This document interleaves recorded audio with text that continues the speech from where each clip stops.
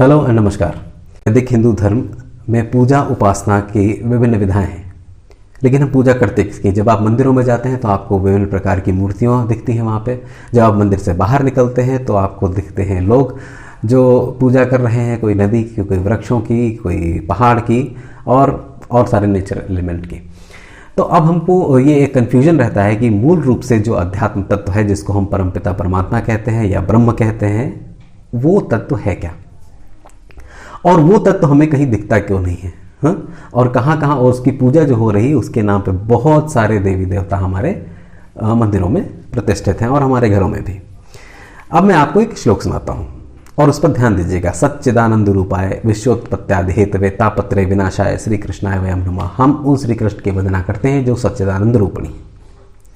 अब देखिए, यही रामचरितमानस में क्या लिखा हुआ है भगवान राम के बारे में। राम सच्चिदानंद दिनेशा।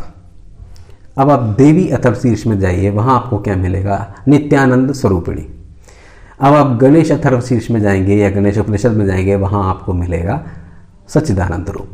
यानी इसमें सबके नाम बदल रहे हैं, रूप बदल रहे हैं, उनका शेप, उनका साइज, उनके आयुध और उनका नाम, ये सब चेंज हो रहा है।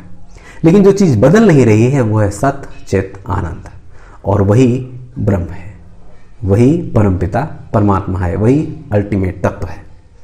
तो अब हम देखते हैं सच्चिदानंद है क्या। देखिए, इस दृष्टि में जितनी भी चीजें आपको दिखती हैं, सब में ये 5 तत्व पाए जाते हैं: नाम, रूप और अस्ति भाति प्रिय। इसमें नाम और रूप जो है ये तो चीजें बदलती रहती हैं, लेकिन क्या नहीं बदलता? वो नहीं बदलता है अस्ति भाति प्रिय।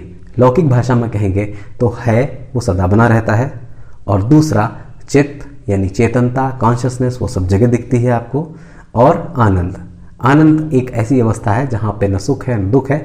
तो अब आप देखेंगे कि जो सच्चिद आनंद है ये सब जगह पर एक ही जैसा लगा हुआ है, और नाम रूप बदलते जा रहे हैं। उसमें वो अलग अलग अपनी वृत्तियों के अनुसार, अपने अपने गुरु की आज्ञा के अनुसार नेम और जो फॉर्म है वो हमें मिलती है पूजा उपासना करने के लिए, लेकिन हमारी दृष्टि जो रहती है वो सिर्फ सच्चिदानंद पर रहती है। अब हम सच्चिदानंद की व्याख्या कर लेते हैं। सत्य है क्या?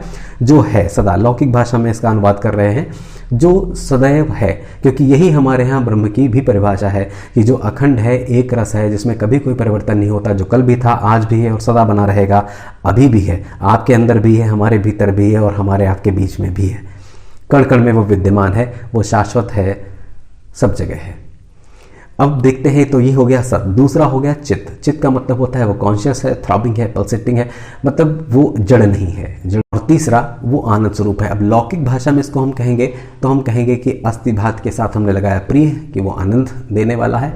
और हम अपने समझने के लिए अगर इसका ट्रांसलिटरेशन करें तो इसका मतलब ये होगा कि वो उपयोगी है।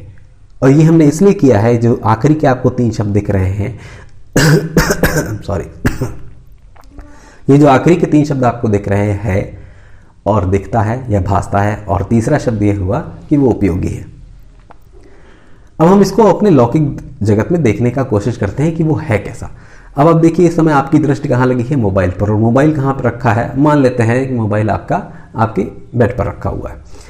ये जो मोबाइल स्क्रीन है, इसका एक शेप है। शेप इसका कैसा है? वो रेक्टेंगुलर है, और उसका नाम क्या है? इसका नाम मोबाइल है। अब आपने मोबाइल को साइड में रख दिया। जैसे ही आपने मोबाइल को साइड में रखा, तो मोबाइल का जो जब आपने मोबाइल को एक साइड में कर दिया, तो आप ये बताइए आपके पास बचा क्या? मोबाइल हटा, आपको बेडशीट दिखने लगी, लेकिन जो है था, क्या वो भी मोबाइल के साथ चला गया? नहीं, अभी वो चादर है, चादर आपको दिखती है और चादर आपके लिए उपयोगी है। वो तीनों चीज़ें, ये सिर्फ समझाने के लिए है, इसको लिटरल मीनिंग इसका मत लीजिएगा। अब आप चादर को हटा देंगे तो नीचे आपको मैट्रेस मिलेगा। अब मैट्रेस है, मैट्रेस आपको दिखता है किसी की शक्ति से, और अल्टीमेटली मैट्रेस आपके काम का है। अब उसको भी हटा दीजिए। इस तरह से आप देखेंगे कि पूरी ब्रह्मांड में जो है तत्व है वो नाम रूप बदलते जाएंगे, लेकिन अस्ति भाति प्रिय ये बदलता नहीं है। यही ब्रह्म का स्वरूप है। जब हम विभिन्न देवी देवताओं की पूजा करते हैं तो उनका रूप और उनका नाम और उनका मंत्र वो तो हमारे साथ रहता है, पर हमारी दृष्टि आध्यात्मिक है और वो सच्चिदानंद पे लगी रहती है। ये हुई आध्यात्मिक पूजा उपासना की पद्धति। और भी सकाम पूजा उपासना की पद्धतियां भी हैं, क्योंकि मानव जीवन में भी बहुत सारी जटिलताएं हैं और कभी कभी हमको ऐसी ज़रूरत पड़ती है जिसके कई सारे प्रमाण उपलब्ध हैं। तो आप देखेंगे हमारे यहाँ नगर देवता भी हैं, कुल देवता भी हैं, कुल देवी भी हैं, हमारे यहाँ जो 5 तत्व हैं उसके अलग अलग अधिष्ठात्म देवता हैं, ग्रह हैं, नक्षत्र हैं, उनकी भी पूजा उपासना की पद्धतियाँ हैं, लेकिन उसको हम बहुत ज़्यादा प्रमोट नहीं करते क्योंकि वो मुक्ति के लिए सहयोगी नहीं है। मुक्ति के लिए आध्यात्मिक पूजा ही पर्याप्त है और डायरेक्ट सीधे सीधे उस निराकार में छलांग हमारी संभव नहीं है।